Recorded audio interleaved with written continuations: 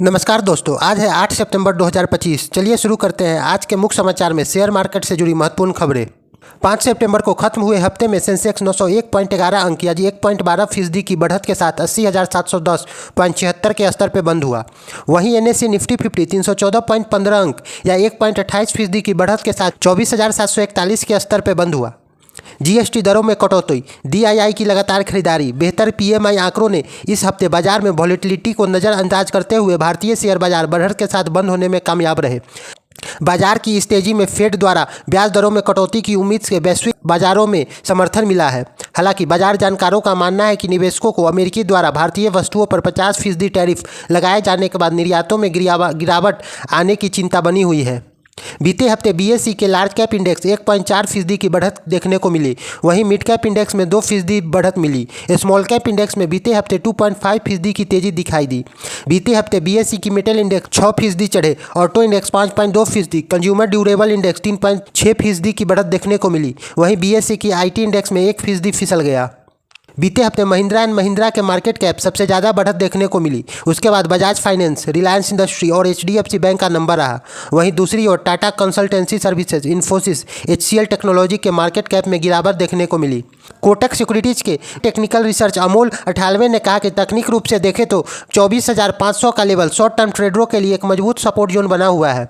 जब तक बाजार इस स्तर पर ऊपर कारोबार करेगा तब तक तेजी रुख बना रहेगा। ऊपरी स्तर पर 50 डे डीएमए या 25,000 का लेवल ट्रेडरों के लिए एक अहम रेजिस्टेंस जोन के रूप में काम करेगा।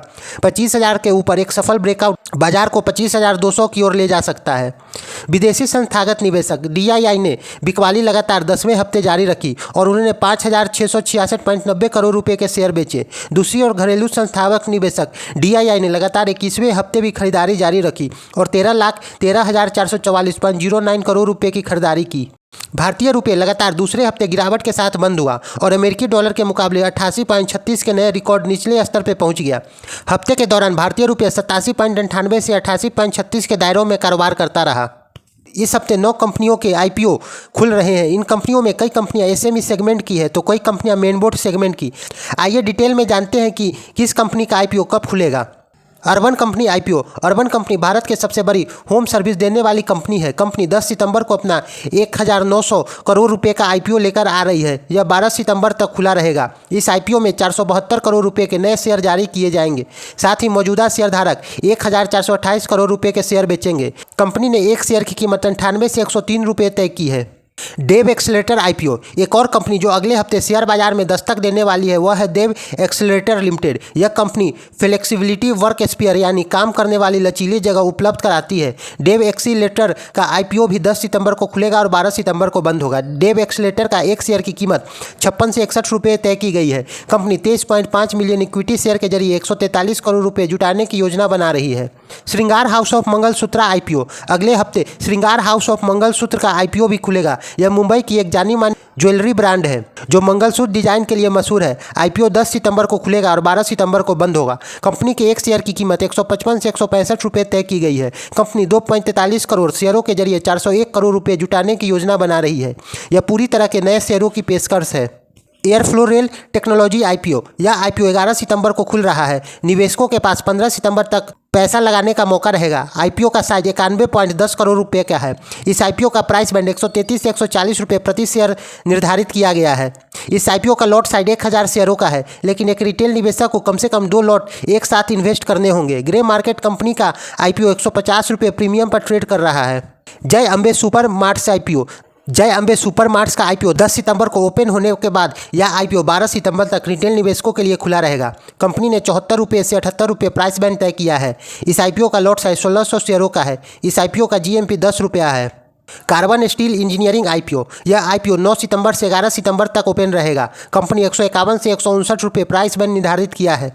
इस आईपीओ का लॉट साइज 800 शेयरों का बनाया गया है। इन्वेस्टर्स गेन के रिपोर्ट के मुताबिक यह आईपीओ 17 रुपये प्रीमियम पर आज ट्रेड कर रहा है। टोरियन एमपीएस आईपीओ। कंपनी ने आईपीओ के लिए 162 रुपये से 171 रुपये प्रति शेयर तय किया है। कंपनी 800 शेयरों का एक लॉट बनाया है। यह आईपीओ 9 सितंबर को खुला रहेगा। इन्वेस्टर के पास इस आईपीओ में दांव लगाने के लिए 11 सितंबर तक मौका रहेगा। कृपालू मेटल्स आईपीओ, यह कंपनी का आईपीओ साइज 13.48 करोड़ रुपए का है। कंपनी का आईपीओ 8 सितंबर को खुलेगा। आईपीओ 11 सितंबर तक ओपन रहेगा। इस एसएमई सेगमेंट के आईपीओ का इश्यू साइज 72 रुपये प्रति शेयर है। वहीं 1600 शेयरों का एक लॉट बनाया गया है। नीलाचल कार्बो मेटालिक्स आईपीओ, इस आईपीओ का साइज 56.10 करोड़ रुपए का है। कंपनी का आईपीओ 8 सितंबर को खुलेगा। यह आईपीओ 11 सितंबर तक ओपन रहेगा। कंपनी ने आईपीओ के लिए 85 रुपये प्रति शेयर प्राइस बैंड तय किया है। वहीं 1600 शेयरों का एक लॉट बनाया गया है, लेकिन एक रिटेल निवेशक को कम से कम 2 लॉट एक साथ दाव लगाने होंगे, जिसकी वजह से मिनिमम इन्वेस्टमेंट वैल्यू 2,72,000 रुपये हो गई है। 8 सितंबर 2025 को कुछ शेयर जो डिविडेंड देने की घोषणा की है। क्यूबीसी एक्सपोर्ट्स 50 पैसे का डिविडेंड देगी। सेल 1 रुपये 60 पैसे का डिविडेंड देगी। HFCL 10 पैसे का डिविडेंड देगी। मनाली पेट्रोकेमिकल 50 पैसे का डिविडेंड देगी। बिरला कॉर्पोरेशन 10 रुपये का डिविडेंड देगी। GSF 5 रुपये का डिविडेंड देगी। TN पेट्रो प्रोडक्ट्स 1 रुपये 20 पैसे का डिविडेंड देगी। भागवती ऑटो कास्ट 2 रुपये 50 पैसे का डिविडेंड देगी। हिंदुस्तान हार्डी 2 रुपये 80 पैसे का डिविडेंड देगी। एरोफ्लेक्स इंटरप्राइजेज 30 पैसे का डिविडेंड जारी करेगी। शिवालिक बायोमेटल्स 1 रुपये 50 पैसे का डिविडेंड देगी। रिको ऑटो इंडस्ट्री 50 पैसे का डिविडेंड देगी। KDDL 5 रुपये का डिविडेंड देगी। ITDC 2 रुपये 90 पैसे का डिविडेंड जारी करेगी। ताज GVK होटल 2 रुपये का डिविडेंड देगी। लेहर फूडवियर्स 50 पैसे का डिविडेंड देगी। तो ये थे आज के शेयर मार्केट के बड़े अपडेट। अगर आपको ये जानकारी पसंद आई हो तो वीडियो को लाइक करें, शेयर करें और हमारे चैनल को सब्सक्राइब करें। कल फिर मिलेंगे मार्केट की ताज़ा खबरों के साथ।